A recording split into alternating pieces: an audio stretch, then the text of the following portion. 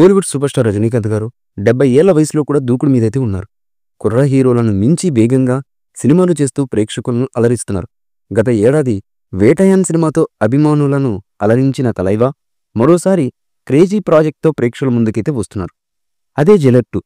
ఈ సినిమా ఇటీవల అఫీషియల్గా సెట్స్ పైకి వెళ్ళింది. రజనీకాంత్ గారు వీరాభిమాని నెల్సన్ దిలీప్ కుమార్ దర్శకత్వంలో వచ్చినటువంటి జైలర్ సూపర్ డూపర్ హిట్ అయింది.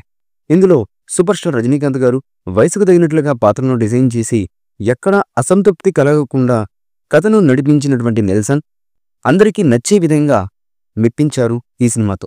ఈ సినిమా అందరికీ నచ్చడంతో పాటు బాక్సాఫీస్ వద్ద కలెక్షన్ల వర్షమైతే కురిపించింది.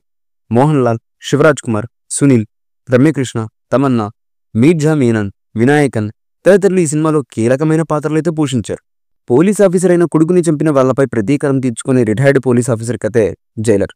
ఈ సినిమాను రజనీకాంత్ మార్క్ 1 man షోగా చెప్పవచ్చు. తాతయ్యగా, తండ్రిగా, నిజాయితీ గల పోలీస్ ఆఫీసర్, అధికారిగా సూపర్ స్టార్ అత్యంత సహజంగా ఈ సినిమాలో నటించారు. అనిరుద్ధ్ సంగీతం, Tamannaah special songs, action scenes అన్నీ ఒక ఊపు ఊపేసేవి మాస్ ఆడియన్స్ను. అలాంటి జైలర్కు సీక్వెల్ ఉంటుందని ఎప్పుడో మేకర్స్ అయితే క్లారిటీ ఇచ్చేశారు. తాజాగా ఈ సంక్రాంతికి జైలర్ 2 అనౌన్స్మెంట్ టీజర్తో ఫ్యాన్స్లో జోష్ తీసుకుని వచ్చారు రజనీకాంత్ గారు. జైలర్ 2 కథనం విషయంలో అన్ని రకాల జాగ్రత్తలు తీసుకున్నారు నెల్సన్. పార్ట్ 1లో మోహన్ లాల్, శివరాజ్ కుమార్ లాంటి స్టార్స్ అయితే ఈ సినిమాలో అతిథి పాత్రలు అయితే మెరిశారు. తాజాగా పార్ట్ 2లో ఇదే కంటిన్యూ చేయాలని నెల్సన్ భావిస్తున్నారు. దీనిలో భాగంగా టాలీవుడ్లోని కొందరు స్టార్ హీరోలను ఆయన సంప్రదించినట్లుగా సోషల్ మీడియాలో కథనాలైతే వస్తున్నాయి.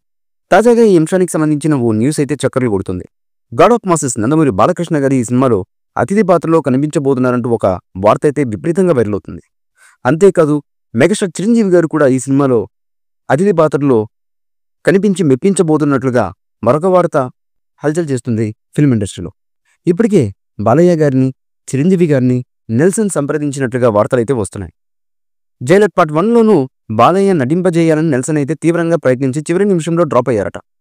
అయితే పార్ట్ 2 విషయంలో మాత్రం తగ్గేదే లేదన్నట్టుగా నెల్సన్ బాలయ్య మరియు చిరంజీవి గారిని ఒకే ఫ్రేమ్లో చూపించి విపరీతమైనటువంటి బజ్ను తీసుకురావాలని డైరెక్టర్ నెల్సన్ భావిస్తున్నట్లుగా తెలుస్తున్నటువంటి సమాచారం.